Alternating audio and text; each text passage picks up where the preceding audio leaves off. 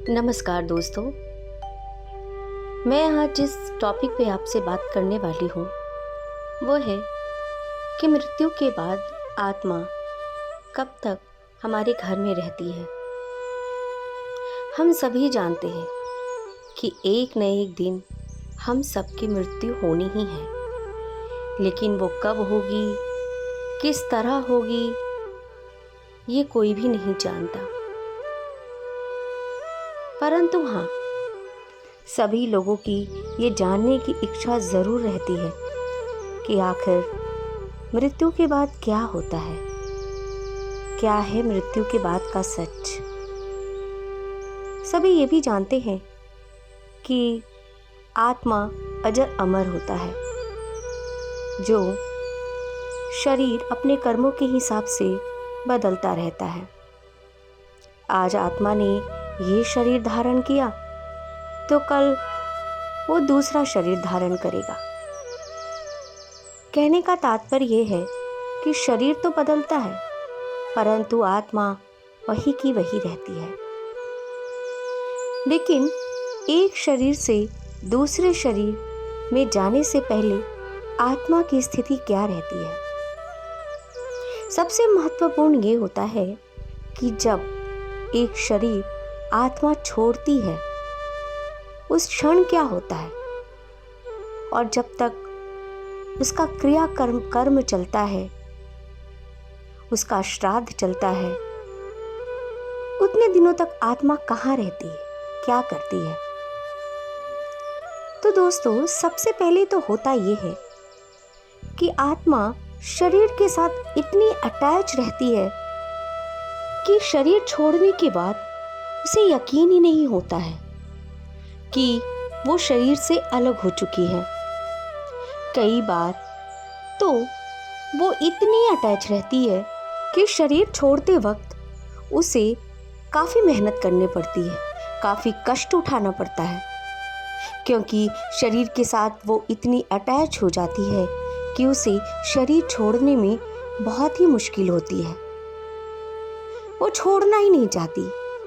इसलिए कहा जाता है कि हम जितने ज़्यादा अपने शरीर के साथ अटैच रहेंगे और शरीर से जुड़े सगे संबंधी, मोह माया, इन सब चीज़ों से अटैच रहेंगे, उतना ही मुश्किल आखिरी वक्त में आत्मा को शरीर छोड़ने में होता है।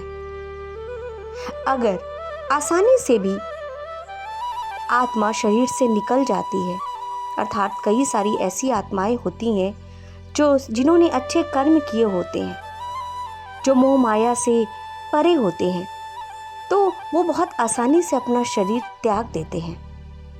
परंतु हर आत्मा को जब वो शरीर छोड़ता है तो उसे यकीन करने में समय लगता है। वो यकीन नहीं कर पा रहा होता है कि उसने अपना शरीर छोड़ दिया है, अर्थात उसकी मृत्यु हो गई है। उसके अपने मौत पर विश्वास ही नहीं होता है। बहुत वक्त लगता है, कई लोगों को तो बहुत ही ज़्यादा वक्त लग जाता है। इसलिए कहा जाता है कि हमेशा मोह माया से दूर रहें। या तो कहा जाता है कि जब हम वृद्ध हो जाएं, जब हम सारे कामों से निवृत्त हो चुके हैं, तो हमें भगवान का ध्यान करना चाहिए, अर्थात हमें उस स्थिति का अनुभव करना चाहिए कि जब हमारी मृत्यु होती है,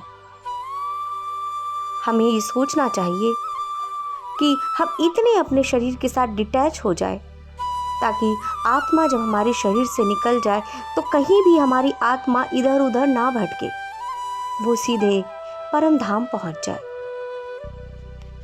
परंतु ये भी जानना बहुत ज़रूरी है और सभी की इच्छा रहती है कि क्या हर तरीके के आत्मा हमारे घर में ही रहती है या आत्मा तुरंत वहाँ से निकल जाती है।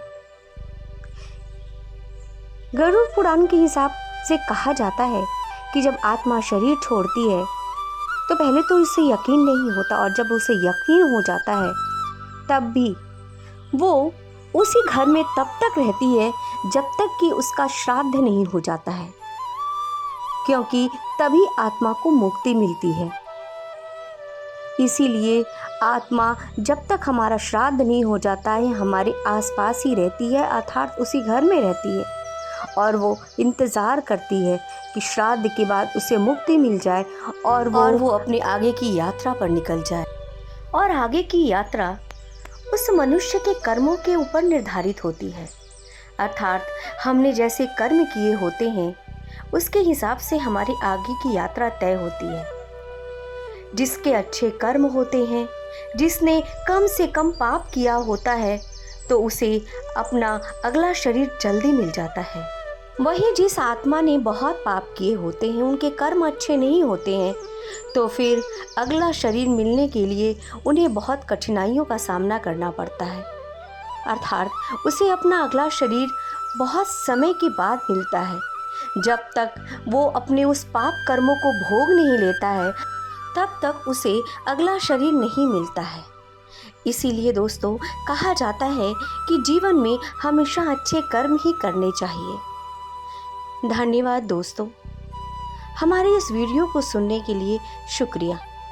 अगर आपको हमारे ये वीडियोस पसंद आते हैं, आप चाहते हैं कि ऐसे वीडियोस हम आपके लिए लेकर आए, तो आप हमारे चैनल को सब्सक्राइब करना ना भूलिए।